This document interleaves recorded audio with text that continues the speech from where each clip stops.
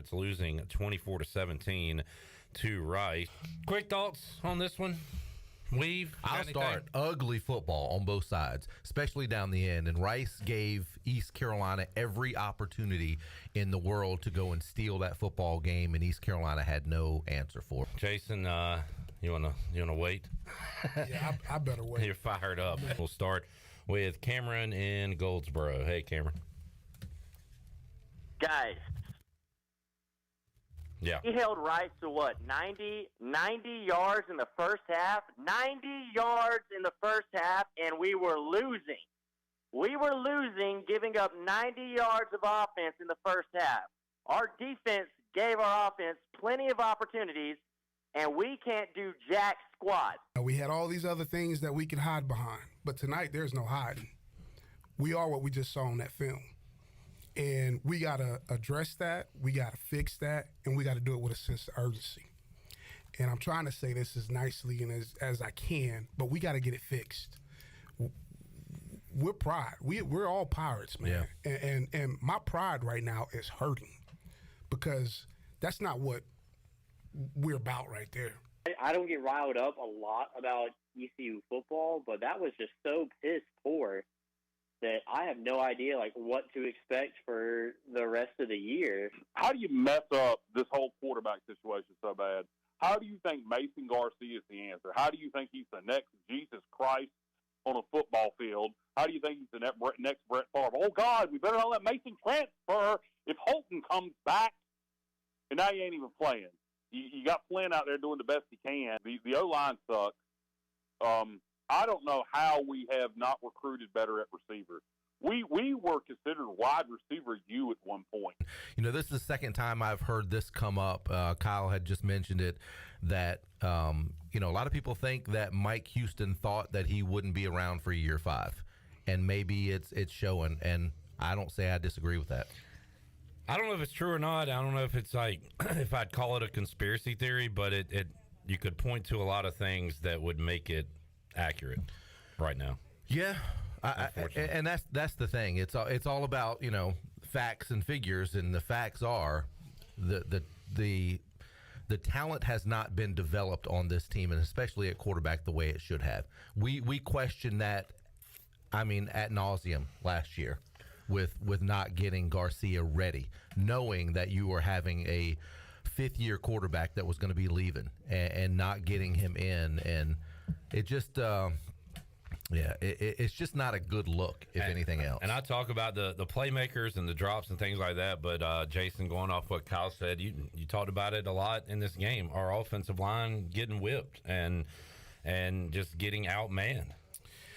Yeah, we got exposed tonight. It wasn't good. It wasn't pretty.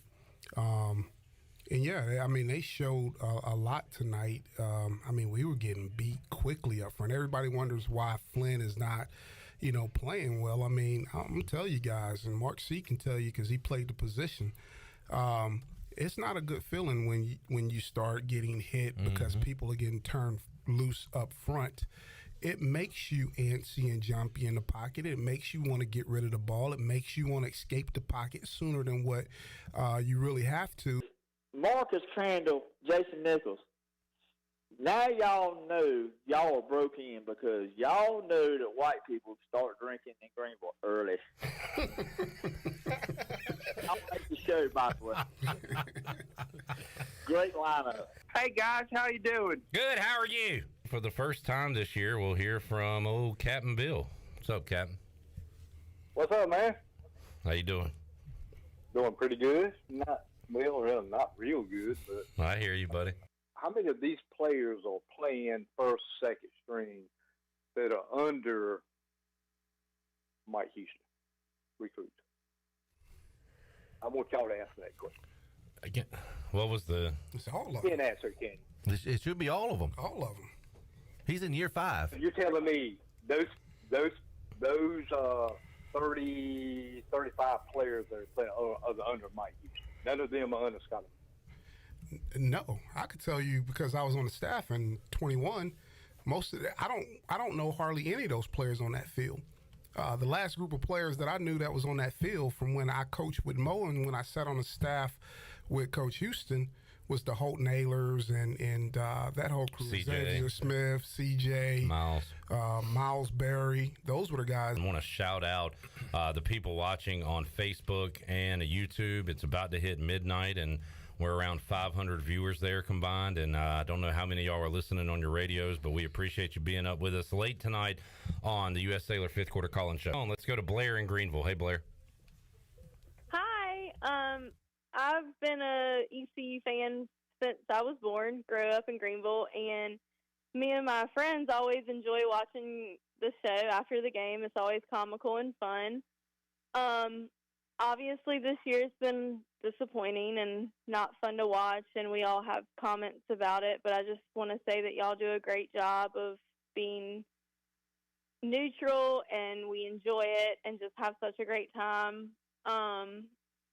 We would love more wins, as everybody else would. So would we. But, I mean, we've lost to Marshall, App State, Rice. I mean, what are they? I don't know what they're doing with NIL. Yeah, I don't know how much NIL money Rice throws around down there in Houston. I know there's a lot of money in Houston, but there's not a whole lot of money backing the Rice Owls. Now, well, this next I was about you beat me to the punch because I was about to say different story with SMU. SMU's got all the money in the world. They raised $100 million in what, a couple days? 9 days. That's crazy. They told the ACC to save their money, right? Yes. Don't worry about that. We got money. Yeah. They have got more money at SMU than anybody in the country. Yes. And that money is not a problem. Well, they had it way back when they was paying. Yeah. Well, that's why they're in the situation. NIL, that's why they're in the situation they're in right now. You're right. You're right. Secret NIL. They had NIL before it was popular. I was going to say, they said they were way ahead of the curve. Yes, sir. Hey, guys. Starting off on a positive note, shout out to the volleyball ladies and the women's soccer teams. Both of them are cruising. A couple weeks ago, whenever Gilbert put out the email, everybody's like, oh, yeah, there's going to be changes coming at the end of the year. At some point, you got to see that we don't have the luxury of waiting until the end of the year, because we're going to not only lose the guys that are on our roster, but we're going to lose the guys that are coming in. They're going to say, man, do I really want to go into that and play for a guy like Donnie Kirkpatrick, who's 800 years old and calls a run up the gut on second and 16. We had second down with 3 minutes left in the game, and we called a run up the gut. It's dumb.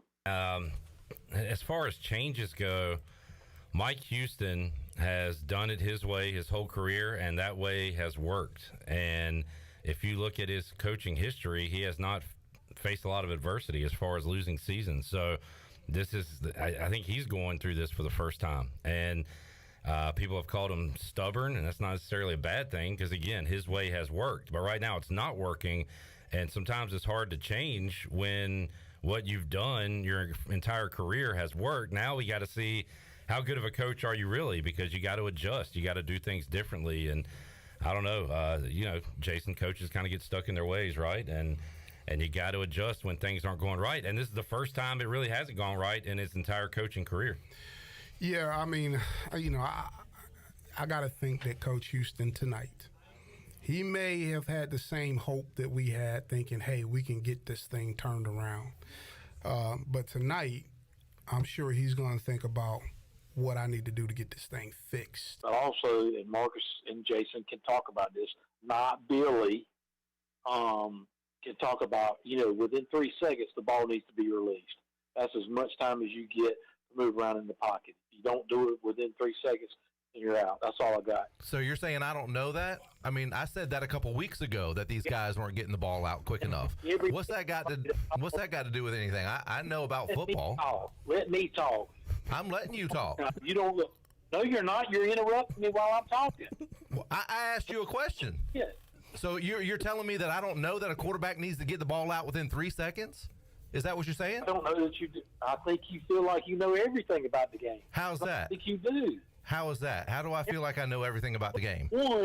Number one, you got two guys that are sitting over there to your left. And they agree with me on 90% of the stuff that we talk about in this studio. So what else you got for me? It's hard. I don't know, Billy, because it's hard to hear them because you talk all the damn time. I don't know the game the way y'all know it. I don't know the game at all. I'm going to put that out there right now. I don't know the game at all. All right. Well, the last caller, well, I hear you. Logan's in L.A. Hey, Logan. Hey, I only called to hold the line so you guys can go home and go to sleep. Have a good night. What a guy. Logan, you're the man. Thank you. What did he say? He called so a line would be full so nobody else could call in so we could go home. Thank you, Logan. That's a hell of a move. That's the play of the day right Call there. again, Logan. That's a team You player. called. You have 3 more seconds.